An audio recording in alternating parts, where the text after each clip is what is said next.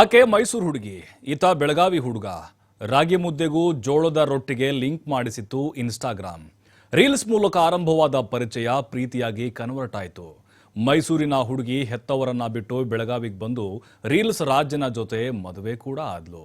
ಅಗ್ನಿ ಸಾಕ್ಷಿಯಾಗಿ ತಾಳಿ ಕಟ್ಟಿದವರೇ ಬಾಳೋಕ್ಕಾಗ್ತಾ ಇಲ್ಲ. ಅಂಥದ್ರಲ್ಲಿ ರೀಲ್ಸ್ನಲ್ಲಾದ ಪ್ರೀತಿ ಸಕ್ಸಸ್ ಆಗುತ್ತಾ? ಮದುವೆನೂ ಆಗಿತ್ತು, ಹೊಟ್ಟೆಯಲ್ಲಿ ಮಗುನೂ ಪ್ರತಿಷ್ಠಾಪನೆ ಆಗಿತ್ತು. ಆದ್ರೆ ಏನಾಯ್ತು ಏನೋ? 3 ತಿಂಗಳ ಗರ್ಭಿಣಿ ರೀಲ್ಸ್ ಹೆಂಡತಿಯನ್ನೇ ಬಡಿದು ಕೊಂದಿದ್ದಾನೆ ಇನ್ಸ್ಟಾಗ್ರಾಮ್ ಗಂಡ.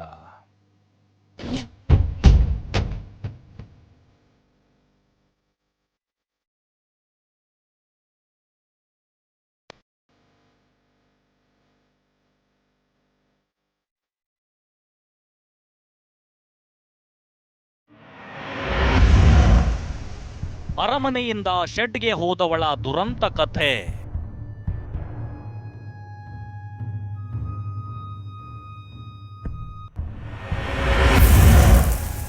ರೀಲ್ಸ್ನಲ್ಲಿ ಲವ್, ರಿಯಲ್ನಲ್ಲಿ ನೋವು, ಕೊನೆಗೆ ಸಾವು.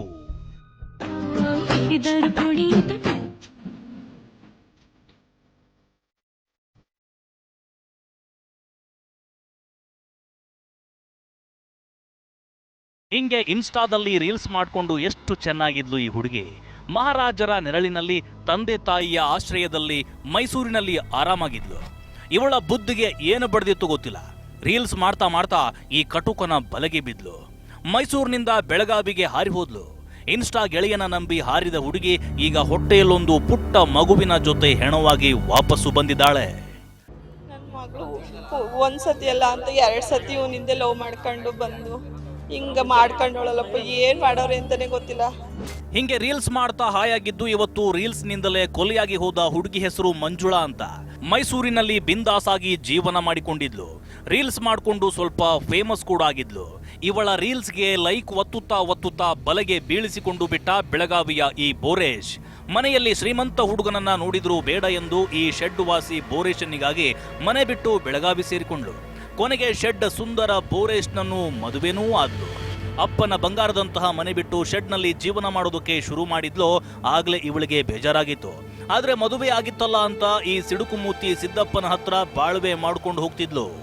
ಈ ಹುಡುಗಿದು ಮದುವೆ ಆಗಿದ ನಂತರ ಆ ಹುಡುಗನ ಮನೆ ಕಡೆಯಿಂದ ಅವಳಿಗೆ ಭಾಳ ತೊಂದರೆ ಆಗ್ತಿತ್ತು ಅಂತ ಹೇಳಿ ನಮಗೆ ಮಾಹಿತಿ ಕೊಡ್ತಾರೆ. ತೊಂದರೆ ಆಗಿರೋ ಮೇರೆಗೆ ನಾವು ಅವ್ರಿಗೆ ಹೇಳಿದ್ದೀವಿ, ನಿಮ್ಮದು ಪ್ರಕರಣ ಯಾವ ರೀತಿ ಇದೆಯೋ ಪೂರ್ತಿ ವಿಶ್ಲೇಷಣೆ ಮಾಡಿ ಮತ್ತು ಡೀಟೇಲ್ಡ್ ಆಗಿ ನಮಗೆ ಒಂದು ಕಂಪ್ಲೇಂಟ್ ಕೊಡಿ.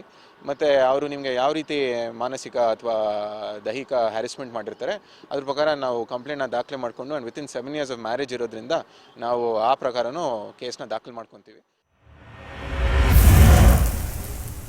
ಸೊಸೆ ಗರ್ಭಿಣಿಯಾದ್ರೆ ದುಡಿದು ತಂದು ಹಾಕೂರ್ಯಾರು?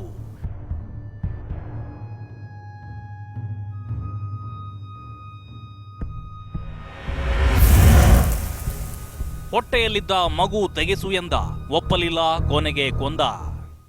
ಈ ಗತಿಗೆಟ್ಟ ಬೋರೇಶನ ಕುಟುಂಬಕ್ಕೆ 2 ಹೊತ್ತು ಅನ್ನ ಅಂತ ಹಾಕ್ತಾ ಇದ್ದಿದ್ದೆ ಈ ರೀಲ್ಸ್ ಮಂಜುಳಾ. ಈ ಮಧ್ಯೆ 3 ತಿಂಗಳ ಗರ್ಭಿಣಿಯಾಗಿದ್ದ ಮಂಜುಳಾ ಮೇಲೆ ಇಡೀ ಮನೆಯವರು ಮುಗಿಬಿದ್ರು. ಎಲ್ಲಿ ಸೊಸೆ ಗರ್ಭಿಣಿಯಾಗಿ ಮಗು ಎತ್ಕೊಂಡು ಕೂತ್ಕೊಂಡ್ರೆ ಹೊಟ್ಟೆಗೆ ತಣ್ಣೀರು ಬಟ್ಟೆ ಹಾಕಿಕೊಳ್ಬೇಕಾಗುತ್ತೆ ಅಂತ ಮಗು ತೆಗೆಸು ಅಂತ ಟಾರ್ಚರ್ ಕೊಡ್ತಿದ್ರು. ಈಗ ನೋಡಿದ್ರೆ ಮೈಸೂರಿನಿಂದ ಬಾಳ್ವೆ ಮಾಡಲು ಹೋಗಿದ್ದ ಶೆಡ್ನಲ್ಲೇ ಶವವಾಗಿ ಹೋಗಿದ್ದಾಳೆ ಮಂಜುಳಾ. ಪೊಲೀಸವರು ಇನ್ಫಾರ್ಮ್ ಮಾಡಿರೋದು ಹಿಂಗೆ ನ್ಯಾಣ ಹಾಕೊಂಡಿರೋದು ಅಂತ ಮಾಡವ್ರೆ. 1 ವರ್ಷದ ಮೇಲಾಯ್ತು. 4 ವರ್ಷದ ಮೇಲೆ 3 ತಿಂಗಳಾಯ್ತು. Love marriage. ಏನು ಮಾಡೋರೆ ಅಂತಾನೆ ಗೊತ್ತಿಲ್ಲ. ಅದೇನೋ ಜೀವ ಇತ್ತು ಹಂಗೆ ಈಗ ಹೆಂಗ್ ಬಿದ್ದವಳೆ ಹಂಗೆ ಬಿದ್ದವಳೆ. ಜೀವ ಇತ್ತು ಅಂತ ಹೇಳ್ತಾರೆ ಕೂದಾಗ, ಆಮೇಲೆ ಹಂಗೆ ಅಂತ ಹೇಳ್ತಾವ್ರೆ. ಇದು ಸೂಸೈಡೋ ಇಲ್ಲ ಪರ್ಫೆಕ್ಟ್ ಕೊಲೆಯೋ ಅನ್ನೋದು ಪೊಲೀಸರಿಗೆ ಇನ್ನೂ ಡೌಟ್ ಇದೆ. ಅಕಸ್ಮಾತ್ ಬೋರೇಶನ ಮನೆಯವರದ್ದು ಏನು ತಪ್ಪಿಲ್ಲ ಅಂದಿದ್ರೆ ಯಾಕೆ ತಲೆಮರೆಸ್ಕೊಳ್ಬೇಕಾಗಿತ್ತು ಅನ್ನೋದು ಮಂಜುಳಾ ಮನೆಯವರ ಆರೋಪ. ಆದ್ರೂ ನಮ್ಮದೊಂದು ರಿಕ್ವೆಸ್ಟ್, ಲವ್ ಮಾಡೋದು ತಪ್ಪಲ್ಲ, ಆದ್ರೆ ಯಾರನ್ನ ಲವ್ ಮಾಡ್ತೀವಿ ಅನ್ನೋದು ಸರಿಯಾಗಿರ್ಬೇಕಷ್ಟೇ. ಶ್ರೀಧರ್ ಕೊಟಾರಗಸ್ತಿ, TV5 ಬೆಳಗಾವಿ.